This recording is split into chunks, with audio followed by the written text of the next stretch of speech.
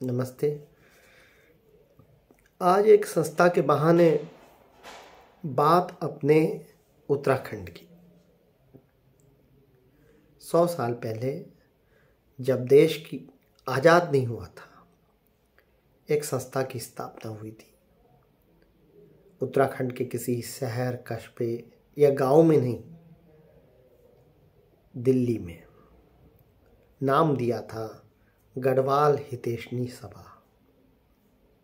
निश्चित ये लोग वो थे जो रोजगार की तलाश में शहरों की ओर आए थे।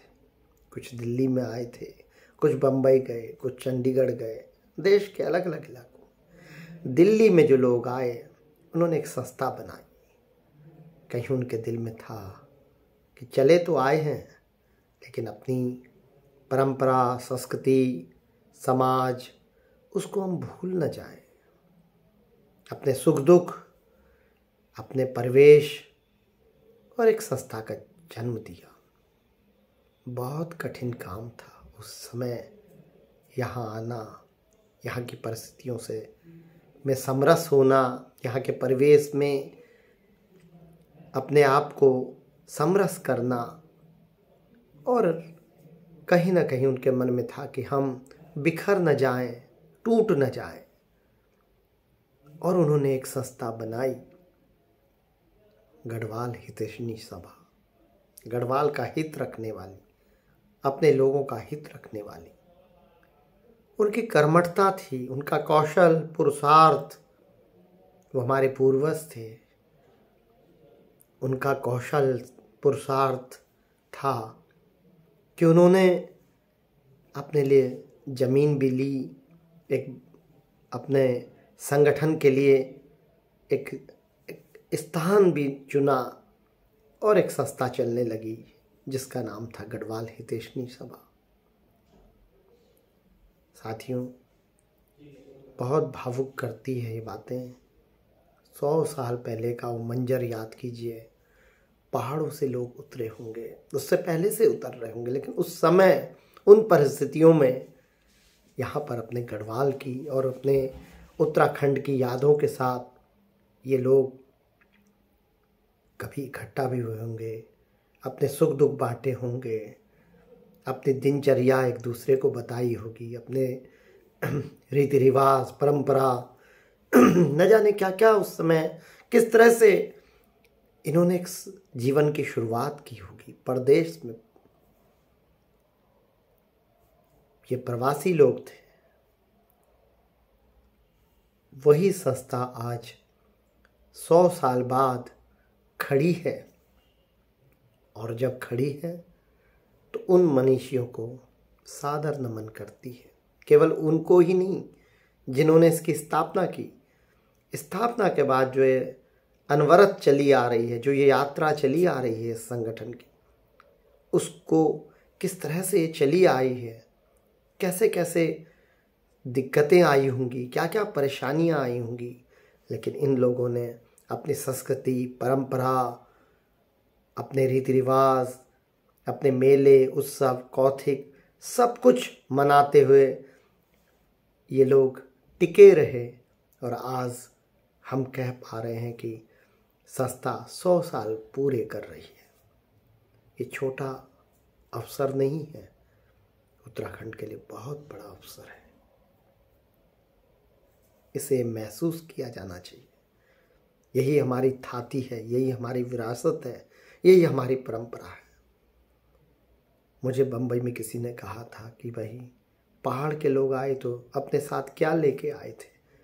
कहा, रामलीला लेकर आए थे। एक किस्सा बहुत प्रसिद्ध है एच.एन. भोगना के समय का। सुनहरी बाग में रहते थे। घर के आगे साइकिल देखकर एक सांसद ने, उसने सोचा एच.एन. भोगना जी के घर में कोई, एच.एन. भोगना जी की पार्टी में कोई समारोह तो नहीं है, कोई कार्यक्रम तो नहीं है, हमें तो मालूम नहीं। एच.एन. भोगना जी से मिलने चले गए। क्या भोगना जी कोई कार्यक्रम है क्या? उनका नहीं, ऐसा तो नहीं, कि नीचे तो साइकिल खड़ी है।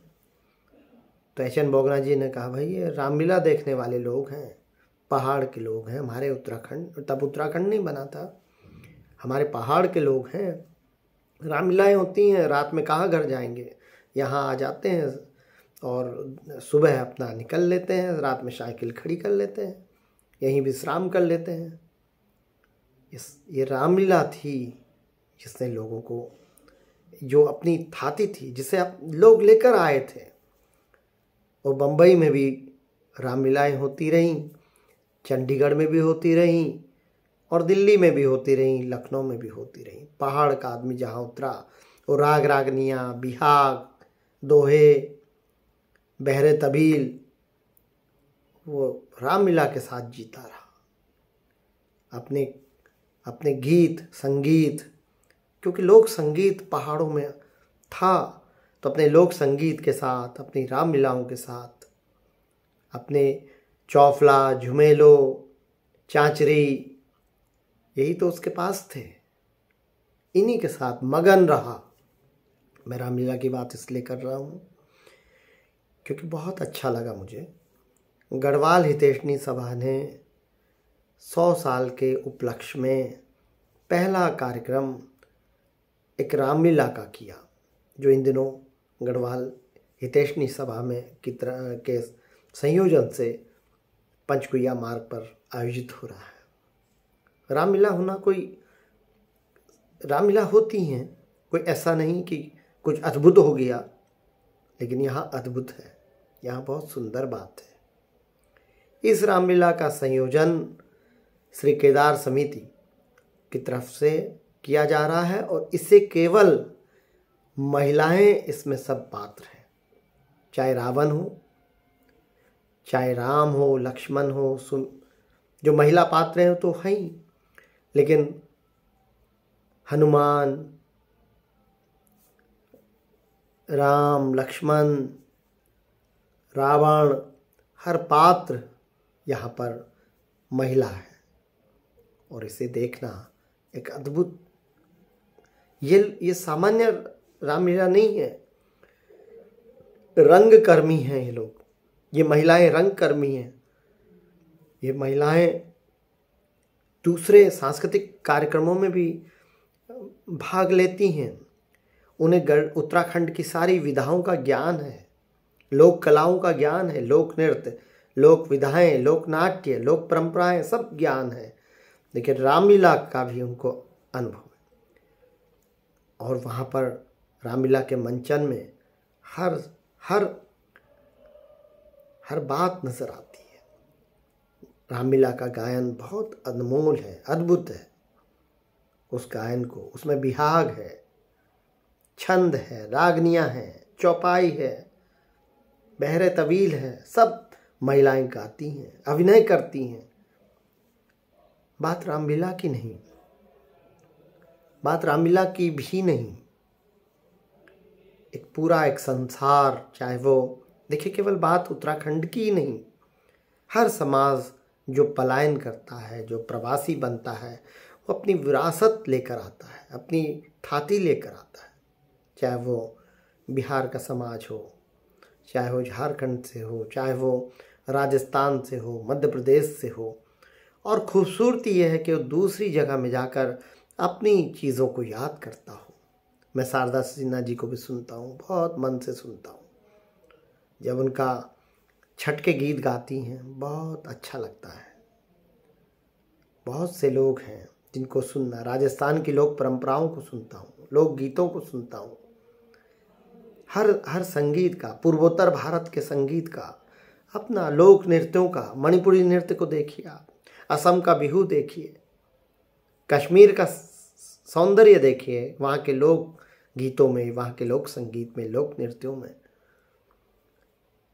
आदिवासी समाज का संगीत देखिए, वहाँ का जीवन देखिए, वहाँ का परिवेश, वहाँ के लोक नृत्यों में देखिए।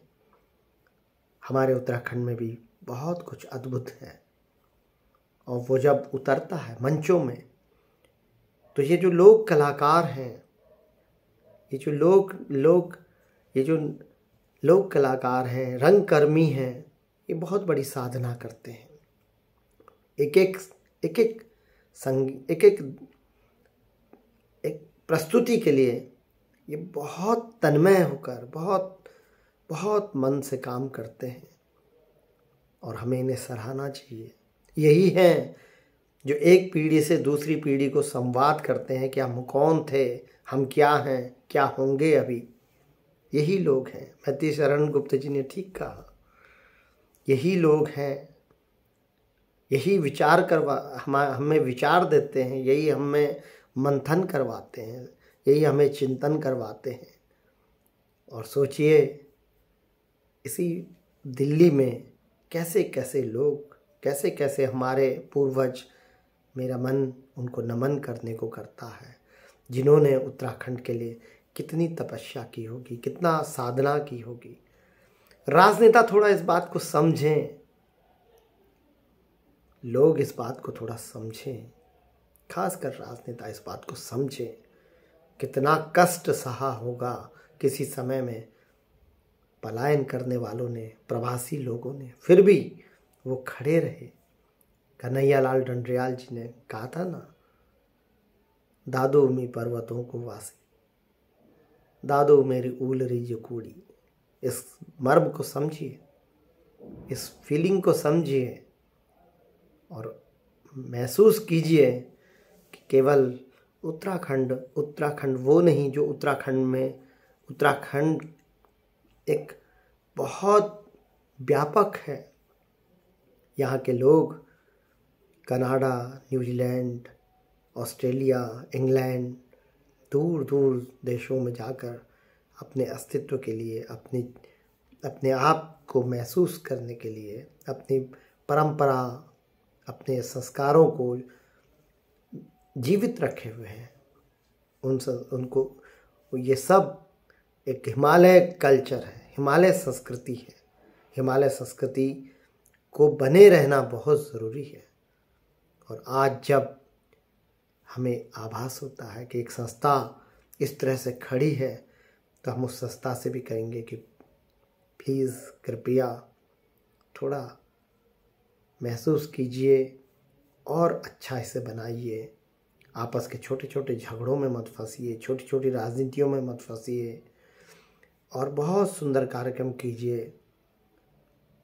बहुत अच्छी उपस्थिति, बहुत अच्छे लोगों को, बहुत अच्छी तरह से लोगों को जोड़िए।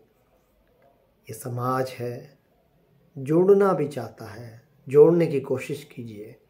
ये उत्तराखंड है, हिमालय संस्कृति है और इससे ज़्यादा क्या कहें।